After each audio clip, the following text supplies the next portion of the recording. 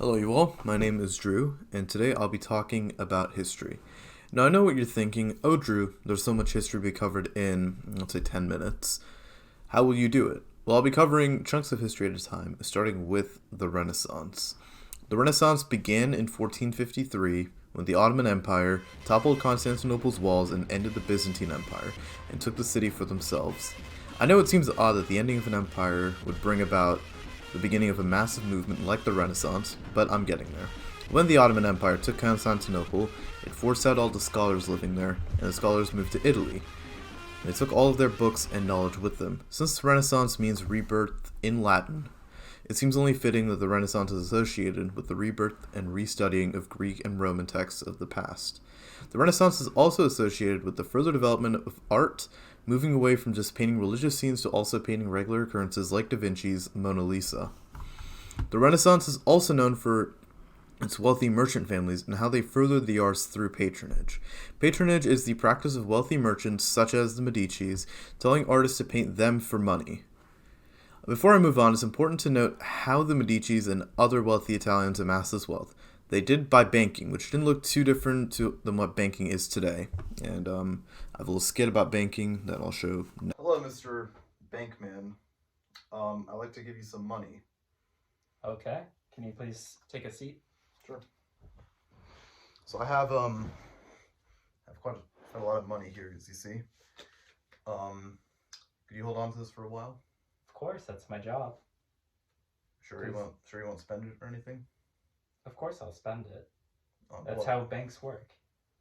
You know, when you give someone money, the bank actually, we give that to other people, and then we expect them to give it back, and then you get the money. Really?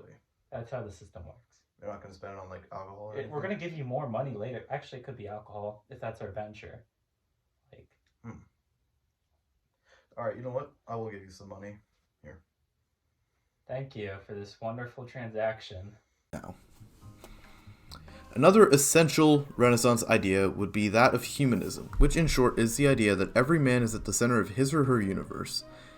Humanism strives to teach that individuals can change their fate without having to rely on the community. A few important humanists to definitely know would be Petrarch, Erasmus, David Hume, Thomas More, and Niccolo Machiavelli. Also during this period, there was the Age of Exploration, which really started in 1492 with Columbus's voyage to India. With Columbus finding America, or I guess India, it came with other powers, mainly the Spanish and the Portuguese, sending out their explorers to conquer new lands for their crown. This feeds into monarchy's concept of further consolidating power under the crown, which I'll get to later. On the topic of exploration, the Renaissance really encouraged the finding of new things, like Magellan circumnavigating the globe, or Amerigo Vespucci actually finding America. Now you may be asking yourself, but how do they spread all this information around? I thought you could just die from disease if you stepped out of the house.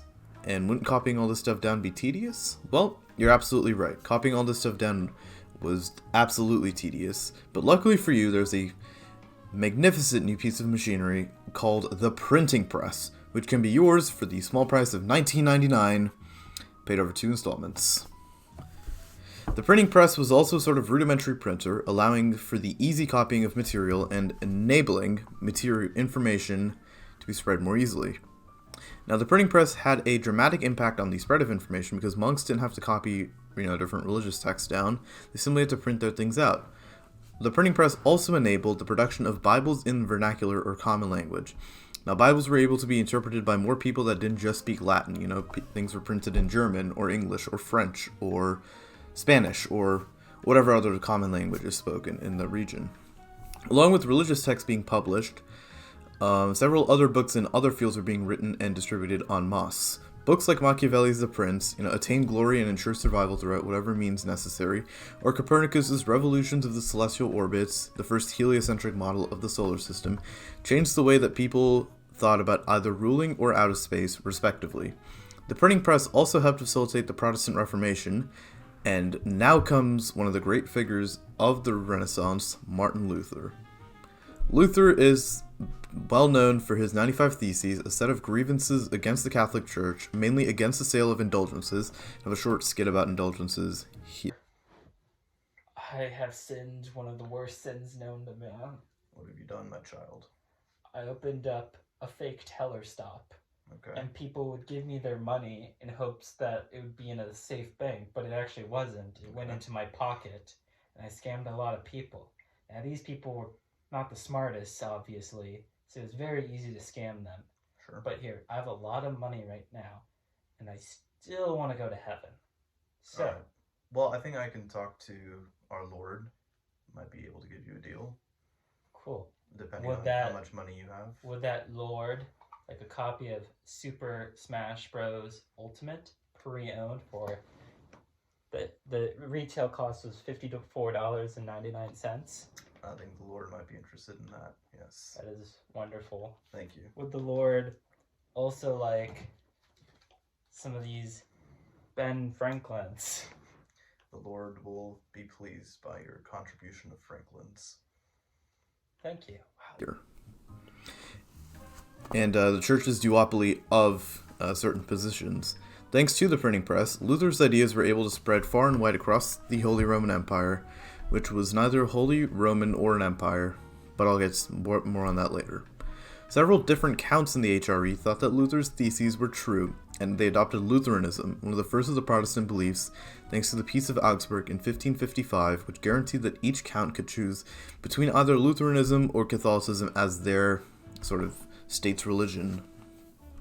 From Lutheranism, there were a couple of other major Protestant denominations, such as Calvinism and Anglicanism.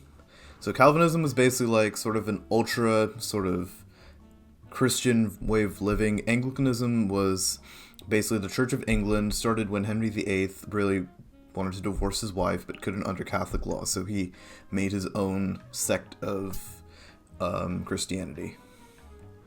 Of course, because diversity wasn't allowed back in Renaissance Europe, there had to be a couple of wars of religion, the biggest of these being the 30 Years' War, or as I like to call it, World War -1. The tension that led to the 30 Years' War had to do with the ascension of Emperor Ferdinand II to the throne of the HRE and his strict Catholic beliefs that went in discord with the other states' beliefs of religious freedoms. So when Ferdinand tried to convert all of the HRE to Catholicism, so that weirdly, there were a few unhappy souls across the empire.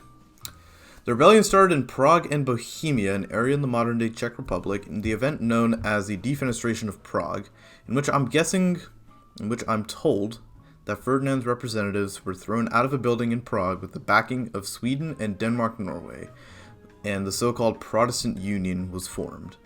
Ferdinand II and his family, the Habsburgs, which included possessions in the Low Countries and in Spain. France also joined in on the side of the Protestants, despite them being a Catholic nation. The French Valois dynasty and the Habsburg dynasty had always been at arms with each other. The 30 Years' War was no different from this trend. Unfortunately for the French, their involvement didn't do much to unsettle the Catholic position, and they were forced to retreat. The Catholic League managed to pull off quite a few victories around the empire, such as quelling revolts in Austria, the homeland of the Habsburgs, as well as fighting Denmark-Norway and forcing them out of the war.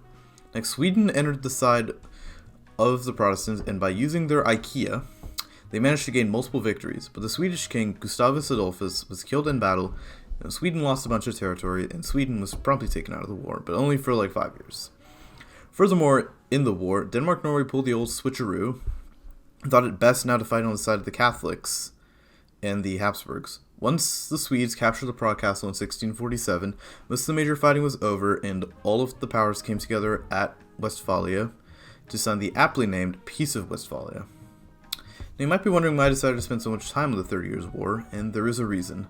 The war provided for a couple of changes around Europe, such as establishing the groundwork for a modern nation-state, which I will go into later, along with stating the sovereign ruler decreed the laws of the state, not a religious body.